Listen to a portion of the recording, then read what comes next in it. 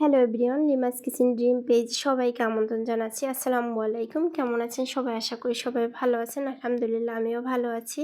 তাহলে চলেন আজকের রেসিপিতে আমার ঠিক কী থাকছে। আমি এখানে 4-5টা পেঁয়াজ কুচানো, তার সাথে চিংড়ি মাছটাকে একটু ভেজে লাল করে নিলাম।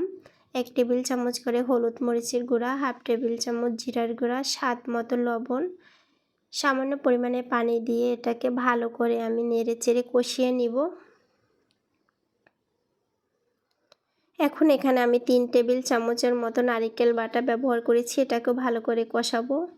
তারপর এখানে কাঁঠালের বিচি, একটা বিচিকে আমি 4টা ফালা করেছি, চিকন চিকন করে, জানি খুব দ্রুত তাড়াতাড়ি সেদ্ধ হয়ে যায় তার কারণে। আর এখানে আমি খুব ভালো করে এখন এটাকে ভালো করে কষিয়ে নেব। তারপর এখানে আমি ঢাকনাটা দিয়ে 5 মিনিটের মতো আবার রান্না করব। কুসুম গরম পানিটা ব্যবহার করেছি আমি এখানে, ডাইরেক্ট ঠান্ডা পানি আমরা দিব না, তাহলে দেখা যাবে বিচিটা সেদ্ধ হতে একটু লেট হয়ে যাবে। তো গরম পানির যে কোনো ক্ষেত্রে আমি কিন্তু গরম পানিটা বেশি ব্যবহার করি। আর মানুষ বলতেই তো ভুল, আমারও একটা ভুল হয়ে গেছে, সেটা হচ্ছে রসুন বাটা আমি দিতে ভুলে গেছি। তাই 1/2 টেবিল চামচ এটার ভিতরে রসুন বাটা দিয়ে এটাকে আমি আবার ভালো করে কিন্তু কষিয়ে নিলাম, জানি রসুনের গন্ধটা না আসে। তো এখানে আমি মজার ব্যাপার হয়েছে, কচুরলতি দিয়ে কে কীভাবে পছন্দ করেন জানি না, আমি কিন্তু খুব পছন্দ করি কচুরলতি দিয়ে কাঁঠালের বিচি এভাবে।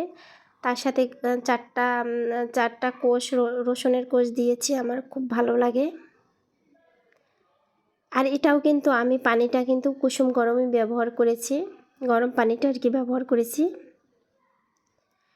তো কচুটা আমি এটা খাওয়ার পরে ভিডিওটা দিয়েছি, এর জন্য বলতে পারলাম যে কচুরলতিটা কিন্তু গলা চুলকায় না। যদি এরকম মনে হয় যে এটা গলা চুলকাবে, চাইলে আপনারা একটু লেবুর রস দিয়ে দিতে পারেন।